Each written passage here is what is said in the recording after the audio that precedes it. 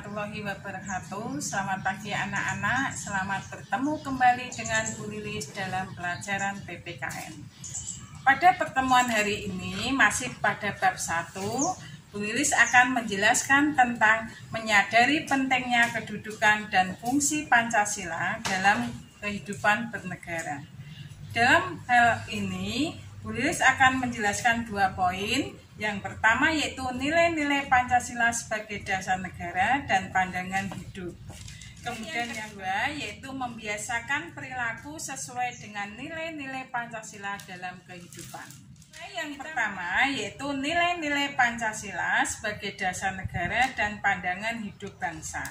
Di dalam poin ini akan 5 hal yang kita pelajari. Yang pertama yaitu nilai ketuhanan yang Maha Esa. Nilai ketuhanan yang Maha Esa ini dapat dijabarkan ada 5. Yang pertama yaitu pengakuan dan keyakinan bangsa Indonesia terhadap Tuhan yang Maha Esa sebagai pencipta alam semesta.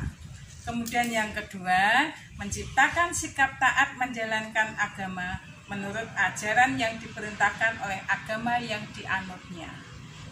Yang ketiga, mengakui dan memberikan kebebasan kepada orang lain untuk memeluk agama dan mengamalkan ajaran agamanya.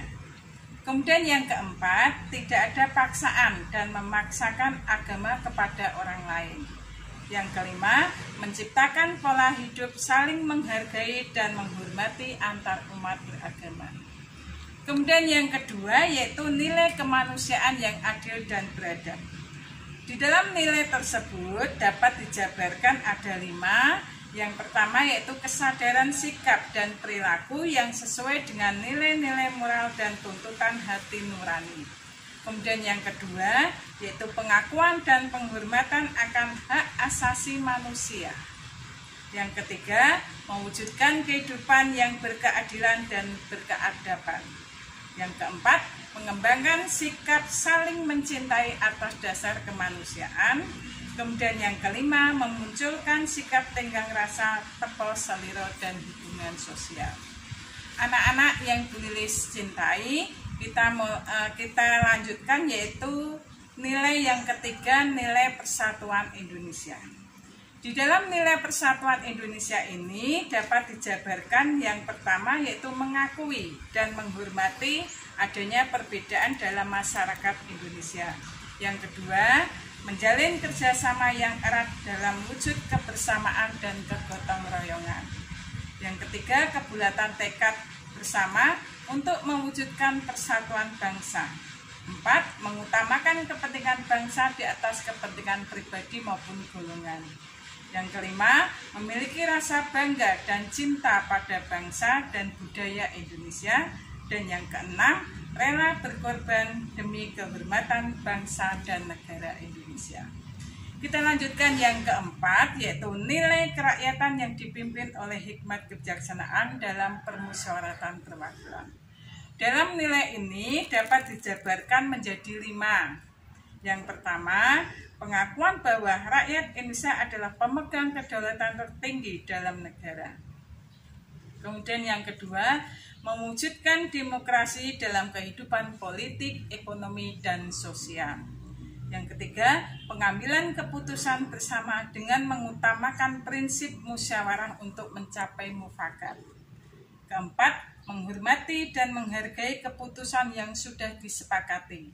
Kemudian yang kelima, bertanggung jawab melaksanakan keputusan. Kemudian yang kelima yaitu nilai keadilan sosial bagi seluruh rakyat Indonesia.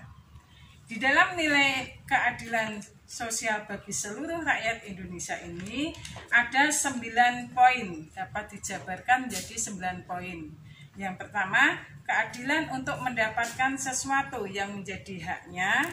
Kemudian yang kedua, mengembangkan sikap adil terhadap sesama. Yang ketiga, menyeimbangkan, menyelaraskan, dan menyerasikan antara hak dan kewajiban. Yang keempat, saling bekerja sama untuk mendapatkan keadilan.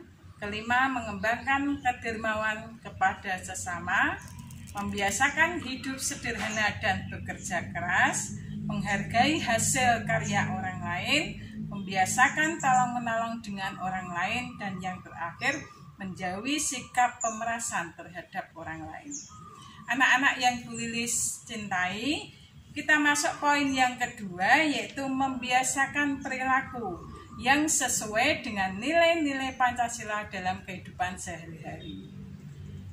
Pengamalan nilai-nilai Pancasila dalam kehidupan sehari-hari dapat kita laksanakan di dalam lingkungan keluarga, sekolah, masyarakat, dan di lingkungan bangsa dan negara.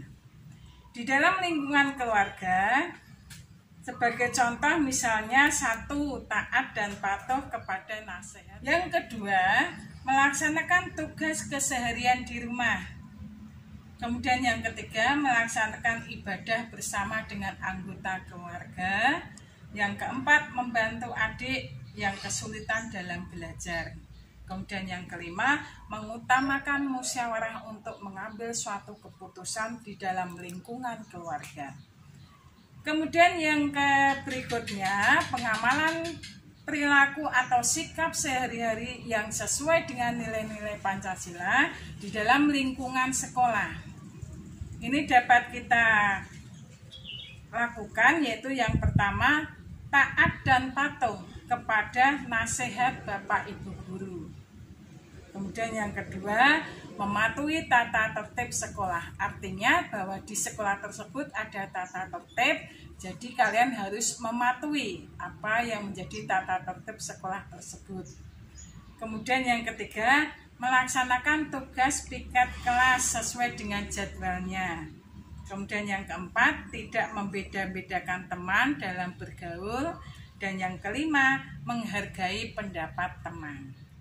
Untuk berikutnya, sikap atau perilaku yang sesuai dengan sila-sila Pancasila dapat dilaksanakan dalam lingkungan masyarakat.